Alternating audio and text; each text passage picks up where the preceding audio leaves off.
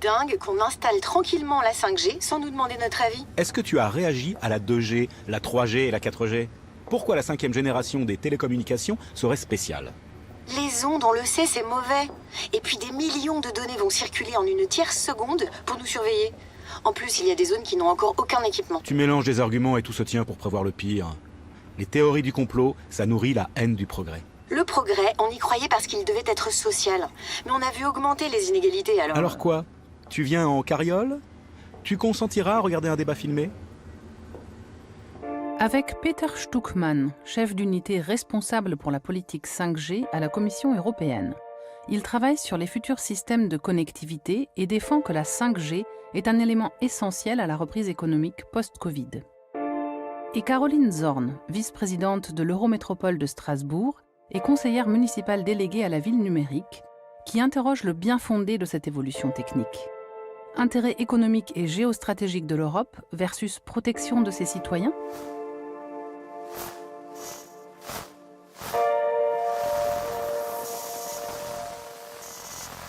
Ich bin grundsätzlich optimistisch, insbesondere bei 5G. Je suis fondamentalement optimiste, surtout pour ce qui est de la 5G. Nous sommes bien placés en ce qui concerne nos industries et nous avons actuellement l'opportunité de nous attaquer à de nouveaux marchés, que ce soit avec des entreprises du secteur automobile ou des compagnies comme Siemens et Airbus. On peut faire des coopérations et ainsi développer de nouveaux marchés prometteurs en Europe. Nous sommes plutôt en bonne position de départ. Bien sûr, nous ne savons pas encore exactement quelles sont les applications à venir ces prochains 3, 5 ou 8 ans, mais il y a un énorme potentiel, surtout pour opérer un changement positif de notre économie et de notre société. Je trouve ça vraiment très positif. Je ne parle pas de progrès, je parle d'innovation technologique, ce qui est plus neutre, puisque chacun décidera ensuite s'il s'agit d'un progrès ou non.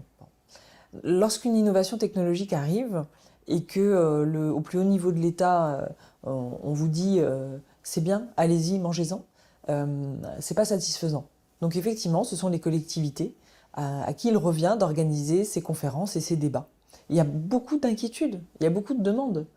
Et les gens ne se satisfont pas simplement d'avoir un président de la République qui leur dit que la 5G, on ne peut pas y échapper. Et les courriers qui portent des inquiétudes, qui portent des questions, qui portent également parfois des besoins de soutien parce que certains entrepreneurs ont des développements en attente, il faut le dire.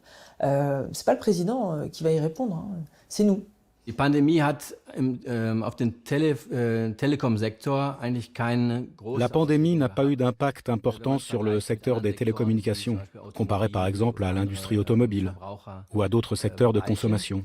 Die Netzbetreiber, mit denen ich rede, sagen mir... Les opérateurs de réseau avec lesquels je suis en contact me disent que leurs projets d'investissement restent pour le fond les mêmes, qu'il n'y a pas beaucoup de changements. En revanche, la pandémie nous oblige maintenant à relever le défi de donner un nouvel essor à l'économie. Et nous sommes plutôt sur la bonne voie. On constate que les premiers services commerciaux attendus pour 2020, donc cette année, sont en train de se mettre en place dans la plupart des États membres. Ce qui restera important dans les années à venir est le développement plus large des technologies. Nous avons encore quelques petits problèmes avec l'attribution des fréquences et avec les nouvelles antennes qu'il faut installer. D'autres régions du monde ont été plus rapides, la Corée par exemple ou la Chine. C'est aussi dû au problème de la fragmentation du marché en Europe, où tous les États membres attribuent indépendamment les fréquences. Vous avez le sentiment qu'une menace plane, c'est que la France deviendrait quasiment un pays du tiers-monde parce qu'il serait pas équipé, ce territoire ne serait pas équipé en 5G. Vous avez cette petite musique qui consiste à toujours avoir en fond d'écran cette menace pour l'économie. Il n'est pas complètement exclu que l'industrie de la 5G, d'ici à 15 ans, on constate qu'elle soit complètement plantée. C'est une possibilité. Donc il faut garder ça à l'esprit. Je crois qu'il ne faut pas céder au chant des sirènes. Et si on décide d'y aller, que l'on décide d'y aller en conscience. Je crois que la France, si elle veut conserver ce statut qui a été celui de pays éclairé et de pays où non seulement on s'autorise la réflexion, mais on la valorise au plus haut niveau, eh bien on ne doit pas céder à ces sirènes de la concurrence présumée. Sicherlich kann man sagen, dass 5G-Netze ganz neue Möglichkeiten schaffen.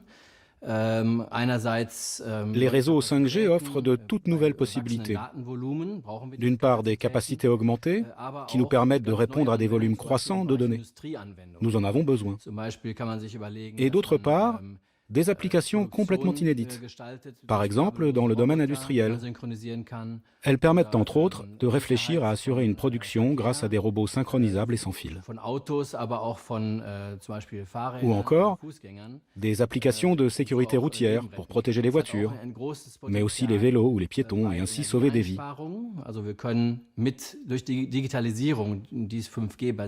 La 5G a aussi un grand potentiel en ce qui concerne les économies d'énergie. La digitalisation, qui est le fondement de la 5G, nous permet de rendre des secteurs entiers plus verts, donc d'économiser de l'énergie et de réduire les émissions de CO2. C'est un aspect frappant de la crise du Covid. On a vu qu'on pouvait rendre beaucoup de choses plus efficaces et plus vertes. On peut faire ce constat. Dès lors que nous ne prenons plus de voiture tous les jours pour aller travailler et que nous faisons moins de voyages d'affaires. Cela montre le potentiel des services et réseaux numériques pour faire des économies d'énergie. Je crois que c'est important d'interroger ces postulats. Premièrement parce que la 5G ne doit pas avoir pour vocation de pallier les manquements à l'installation du très haut débit partout sur le territoire. Si c'est pour utiliser en télétravail, normalement le télétravail, vous êtes chez vous. Donc a priori, il serait plus efficace d'avoir la fibre à domicile et que les opérateurs satisfassent aux conventions qui ont été passées pour que le territoire soit entièrement à très haut débit. Vous avez aussi la question, pour les gens qui se déplacent beaucoup, pour les VRP notamment, commerciaux, les chauffeurs, d'avoir des bureaux mobiles. Là encore, un postulat que ça va être formidable d'avoir son bureau mobile. Est-ce qu'il est impératif et est-ce qu'il est ou souhaitable pour une personne de pouvoir travailler en toutes circonstances dans son véhicule avec un très haut débit et avoir ses données à disposition en toutes circonstances? Je crois qu'on a même une question de santé publique en réalité. Was die Pandemie gezeigt hat, ist, dass digitale Netze Ce qu'a montré la pandémie, c'est que les réseaux numériques peuvent soutenir notre économie et notre vie quotidienne. C'est ça que nous avons vu. La 5G est nécessaire à chaque fois que nous sommes en déplacement. À la maison, il nous faut un bon accès Internet, un accès à haut débit, par exemple, grâce à la fibre. Cela nous permet de bien travailler à la maison et d'avoir accès à des divertissements grâce à des médias de qualité que nous pouvons consulter chez nous.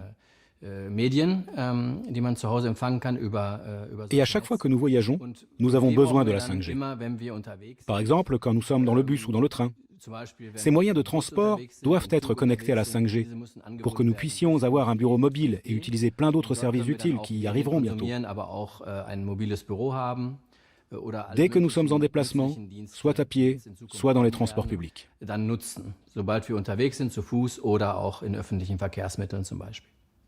Si vous avez la 5G, il y a certaines applications qui seront possibles, et notamment le véhicule connecté, un véhicule autonome, pardon. Est-ce que c'est vraiment ça qu'on veut? Il faut voir déjà à quel prix. C'est-à-dire là, est-ce qu'on est vraiment en termes d'égalité et d'inclusion, est-ce qu'on est bon?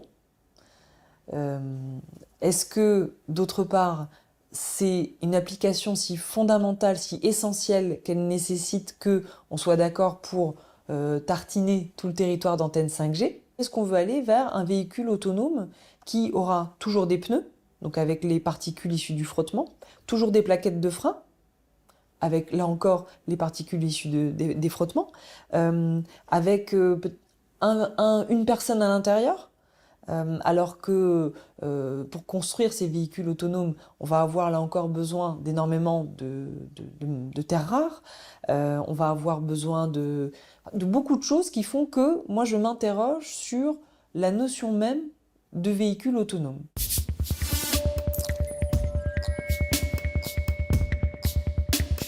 Au deuxième millénaire avant Jésus-Christ, les Judéens utilisent des signaux de fumée pour communiquer d'une forteresse à l'autre.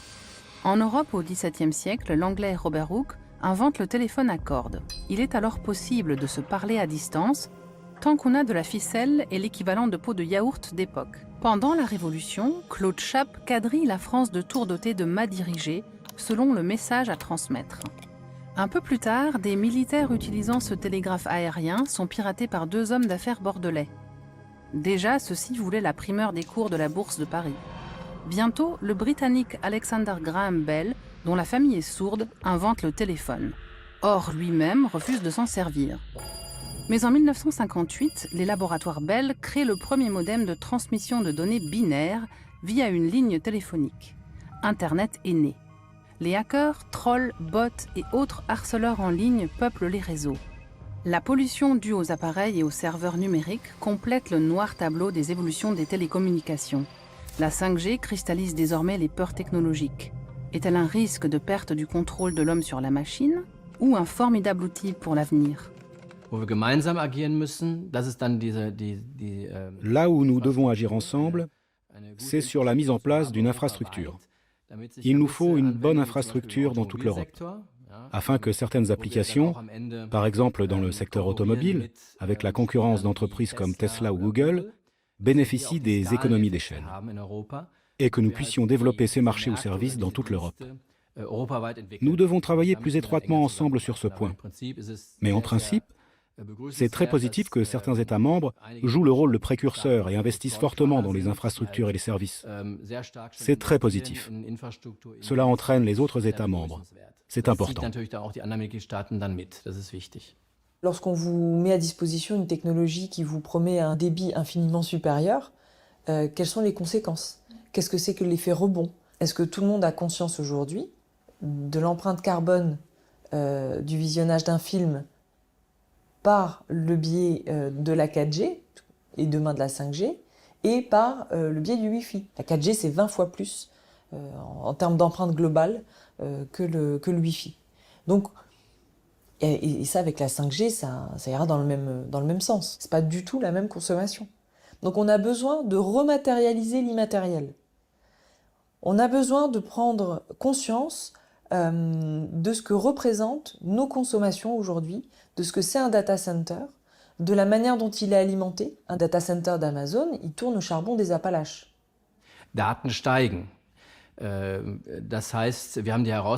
Les données augmentent. Cela nous met au défi de concevoir des réseaux plus efficaces pour pouvoir gérer ces grands volumes de données et en même temps limiter la consommation d'énergie. Cela peut se faire grâce aux nouvelles technologies. La 5G est plus efficace que la 4G pour chaque application considérée. Elle apporte donc un accroissement de l'efficacité. En revanche, ce qui est sûr, c'est qu'il y aura plus de données et que nous aurons donc globalement besoin de plus d'énergie. Nous devons donc utiliser des technologies neutres en émissions de CO2 pour exploiter nos réseaux, mais aussi maîtriser les dépenses d'énergie grâce à des technologies de transmission efficaces sur le plan énergétique. Les prochaines étapes de la 5G consistent à préparer le passage à la prochaine génération à la fin de cette décennie. Les chercheurs y travaillent déjà et certains parlent maintenant de la 6G. Il y a deux côtés à prendre en compte. D'une part, le potentiel des réseaux 5G pour économiser de l'énergie et d'autre part, la possibilité de rendre plus verts les secteurs de l'industrie ainsi que notre société. Sachant que 80% de l'empreinte environnementale d'un appareil est au moment de sa fabrication, sachant que la 5G nécessite de nouveaux terminaux, de nouveaux smartphones, comment peut-on affirmer sérieusement que la 5G, globalement, va apporter des économies d'énergie? Si vous parlez d'économies d'énergie en termes de consommation d'électricité simplement, rapporté à un octet, le calcul peut se faire comme ça, d'accord. Mais aujourd'hui, c'est complètement dépassé de ne pas prendre la globalité des questions en compte. C'est complètement dépassé de ne pas prendre le cycle de vie entier d'un produit. Et on ne peut pas dire que la 5G est une innovation technologique écologique, considérant quand même qu'il y a d'autres moyens de partager des données que la 5G. Peut-être moins rapide, mais qui permettrait de ne pas avoir à rééquiper la Terre entière en téléphone portable. Gesundheitssektor ist natürlich ein sehr großes Feld für 5G-Anwendungen. Le secteur de la santé est bien sûr un vaste champ pour les applications 5G. Il s'agit notamment de l'échange rapide et sécurisé de données de santé. On appelle cela la médecine personnalisée. Au final, ces services peuvent prolonger la vie et nous permettre de vivre quelques années de plus, et de préférence à la maison. Ce qui est également prometteur sont les services d'assistance. Dans une situation d'urgence, ou quand il n'y a pas de personnel qualifié sur place, on peut rapidement intervenir en temps réel, grâce à la communication par vidéo. On peut opérer et sauver des vies. Ce sont des applications importantes pour le secteur de la santé, appelées applications en temps réel. Quand on me parle de téléchirurgie, il ne faut pas imaginer qu'on va avoir un chirurgien qui va opérer à l'arrière de sa voiture sur son smartphone grâce à la 5G. Et qu'on aura un patient qui sera confortablement installé dans son canapé pour subir une opération à cœur ouvert. Alors, je caricature, vraiment. Mais c'est pour indiquer qu'un acte médical, pour être licite, doit s'inscrire avec un certain nombre de précautions. Et que les précautions, elles ne se limitent pas à avoir un temps de latence très réduit en matière de télémédecine. Et on ne peut pas non plus confier à un opérateur seul la responsabilité de pouvoir réaliser des opérations grâce à la 5G et mettre la vie des personnes en jeu. Quand bien même on me démontre qu'il y a un acte en télémédecine qui ne peut être fait autrement qu'avec la 5G, est-ce pour autant une raison suffisante pour couvrir tout le territoire d'antennes 5G? C'est une vraie question de société. On nous vend du fantasme. Rappeler le côté humain, ce n'est pas nier le progrès quand même. Mais pourquoi, avec la 5G, on extrapole toujours? C'est un super outil technologique, rien de plus. On n'a même pas fait ce travail de balance bénéfice-risque. Et c'est ça qui m'interpelle. Les effets indirects, il faut en parler quand même, parce qu'en termes de santé publique, avec l'hyperconnexion au travail, avec l'omniprésence des écrans, et souvent quand j'accompagnais par le passé des porteurs de projets sur des solutions de e-santé ou des solutions innovantes, et quand on essayait de confronter aux besoins, parfois c'est je suis âgé et l'écran tactile, j'y arrive pas. Parfois ça va être je préfère avoir la visite d'un personnel de santé plutôt qu'un robot, même s'il est sympa et qu'il va faire des bruits rigolos. Donc il faut toujours se poser la question de l'adéquation de la technologie aux besoins. Et là, sur la 5G, les questions elles sont plus posées sur les effets directs, c'est-à-dire sur les conséquences des champs électromagnétiques sur la santé humaine. Il faut le dire, aujourd'hui, on ne sait pas. On n'a pas de certitude là-dessus. Il y a certaines parties de la population qui sont assez préoccupées par l'arrivée de ces nouvelles technologies. C'était déjà le cas pour la 3G, la 4G, et c'est aussi le cas pour la 5G. Mais aujourd'hui, les possibilités offertes par les médias sociaux sont beaucoup plus vastes, et les avis sur ce sujet peuvent être partagés très vite. En plus, avec ces nouveaux médias, beaucoup d'opposants n'ont souvent qu'une seule source, pas franchement fiable, grâce à laquelle ils se font leur opinion sur la 5G. Nous prenons cela très au sérieux. Nous devons mieux communiquer sur le sujet, mieux expliquer qu'il existe des règles, des limites à respecter pour les champs électromagnétiques. Nous devons préciser et rectifier des informations relativement limitées.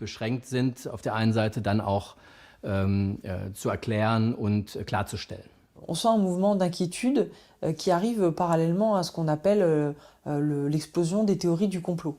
Je crois que le véritable souci qu'on a aujourd'hui, c'est que certaines n'ont plus confiance dans des faits scientifiques, mais parce qu'ils ne savent pas ce qu'est un fait scientifique. Une indépendance de la recherche Et ces notions-là, elles ne sont pas assez valorisées, on ne communique pas assez dessus, mais il faut aussi que les scientifiques soient à la hauteur de ces enjeux-là. L'éducation populaire au numérique, c'est fondamental, et ça va être ça la base de la confiance. Et si vous ne voulez pas d'une technologie, il ne faut pas qu'on dise de vous que vous êtes complotiste, c'est inacceptable. Le choix que vous aurez fait d'adopter une technologie ou pas, vous l'aurez fait en conscience.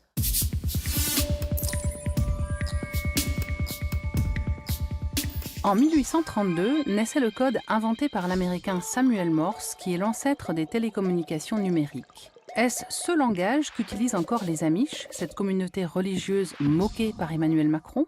Même s'ils sont réfractaires à bien des innovations technologiques, les Amish se sont diversifiés. De plus en plus nombreux, ils ont commencé à manquer de terres agricoles et se sont alors lancés dans le 2.0. On compte 2000 entreprises high-tech, soit plus de 6 entreprises pour 100 Amish, ce qui fait d'eux une population bien plus dynamique et moderne que certains ne peuvent le penser.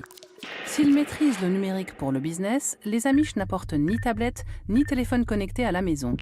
Le refus d'idolâtrer des amulettes virtualisantes pourrait bien devenir une preuve de civilisation.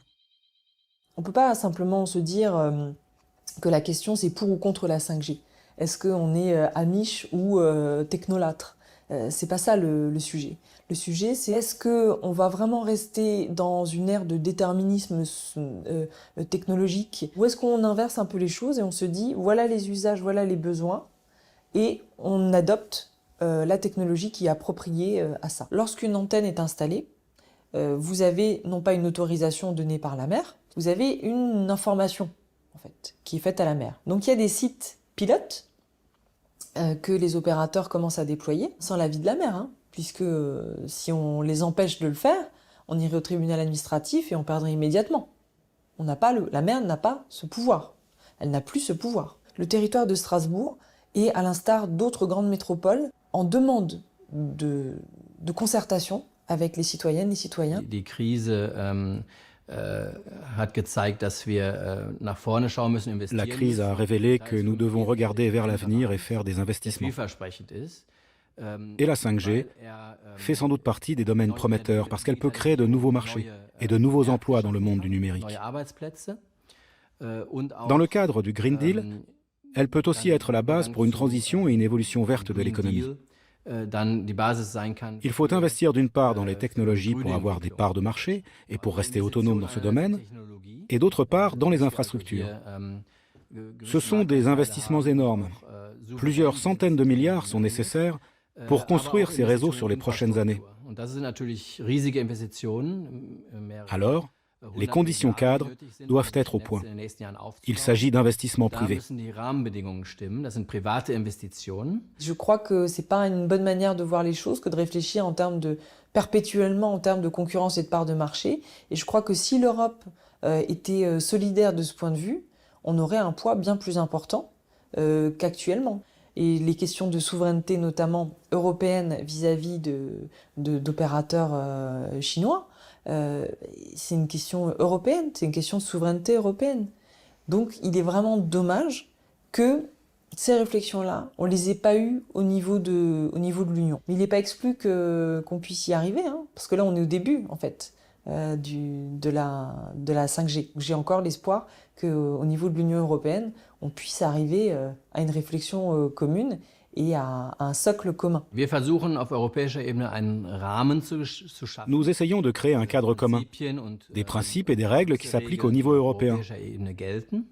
Même s'il y a certaines limites en ce qui concerne les marchés intérieurs, car il existe des domaines où les États membres souhaitent conserver leurs compétences. Cela se comprend. C'est le cas dans le domaine de la cybersécurité, par exemple. Mais c'est aussi possible de travailler ensemble. Il ne s'agirait alors pas d'adopter des lois au niveau européen, mais plutôt d'essayer de trouver des approches communes afin que chaque État membre puisse mettre en pratique les règles correspondantes conformément à son cadre juridique. Il y a un rapport au temps qui est essentiel à interroger quand on parle de 5G.